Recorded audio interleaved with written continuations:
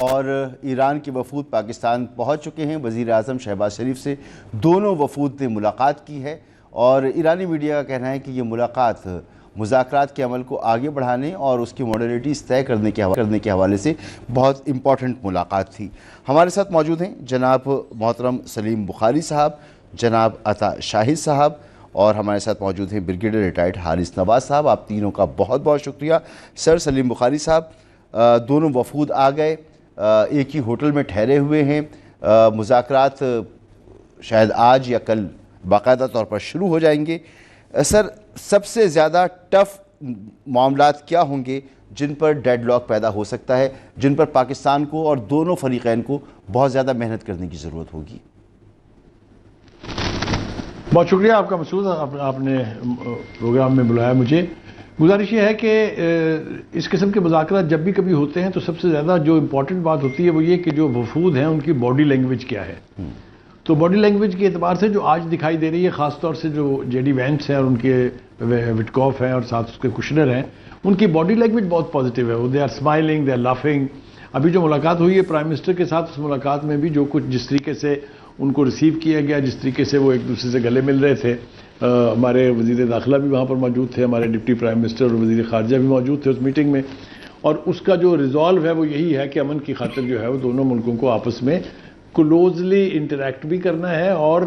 اس بات کو یقینی بنانا ہے کہ مڈل ایسٹ کے اندر اس وقت جو کچھ ہو رہا ہے اس کو کسی ایک ایسی سمت میں موڑا جا سکے جہاں امن بھی قائم ہو اور لوگوں کی گریس جو ہے وہ بھی، یعنی جس کو آپ سیف ایگزٹ کہہ لیں، جس کو آپ فیس سیونگ کہہ لیں، جو بھی ہو۔ دوسری طرف ایرانین ڈیلیگیشن جو ہے بہت فرم ہے،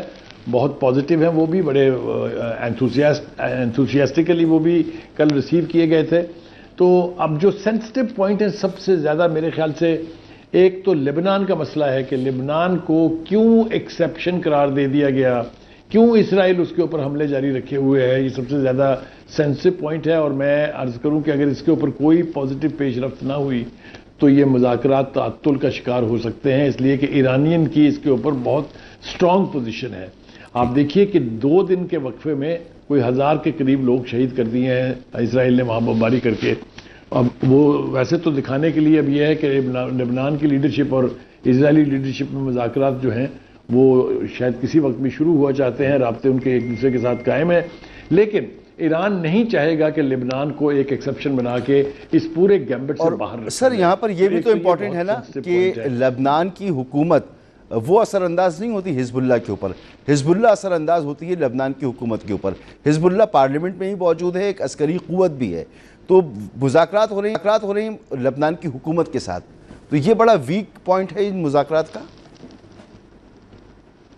دیکھیے، پہلی بات تو یہ ہے مسعود کہ ایران میرے خیال سے اس مذاکرات کو سرے سے مانے گا ہی نہیں۔ ان کا خیال یہ ہے کہ لبنان اس گریٹر پیکج کا حصہ ہے،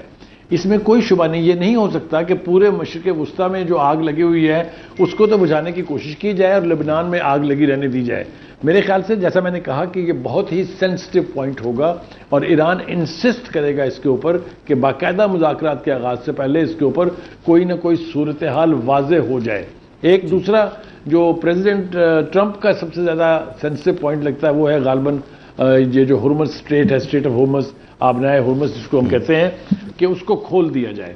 دیکھیے کہ عجیب و غریب ڈائلیما ہے بھائی ٹرمپ صاحب، آپ کو یہ ادراک ہونا چاہیے کہ یہ تو کھلی ہوئی تھی اس جنگ کے آغاز سے پہلے، یہ تو آپ نے جنگ شروع کر کے بند کرائی ہے۔ اب آپ اس کا کریڈٹ بھی لینا چاہ رہے ہیں کہ میں یہ دوبارہ کھلوانے جا رہا ہوں، اس کو پری کنڈیشن بھی بنایا ہوا ہے آپ نے۔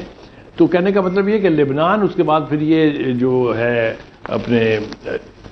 جو جس مسئلے کا میں نے ذکر کیا، یہ دوسرا امپورٹنٹ ترین مسئلہ ہے آپ نے ہرمز کا، اور تیسرا سینسٹیو پوائنٹ جو ہے وہ ہے یورینیم کی افسودگی، اور جو یورینیم افسودہ شدہ اس وقت ایران کے پاس پڑی ہے اس کا کیا فیچر ہوگا۔ اس کے حوالے سے ایرانین پوزیشن کا ہمیں ادراک ہے، چاہے وہ مذاکرات قطر میں ہو رہے تھے، جدہ میں ہو رہے تھے، عمان میں ہو رہے تھے، جنیوا میں ہو رہے تھے، جہاں بھی تھے ایران نے اس کے اوپر بڑی پوزیشن لی ہوئی ہے کہ ہم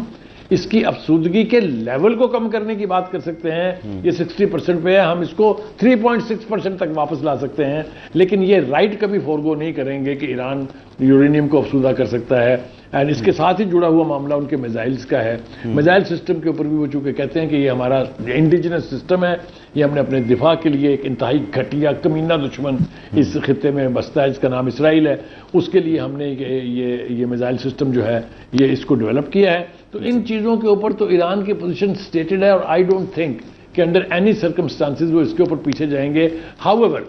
وہ کہتے ہیں نا کہ مذاکرات کا مطلب ہے گیو اینڈ ٹیک. اگر کوئی انڈرسٹینڈنگ ہو جاتی ہے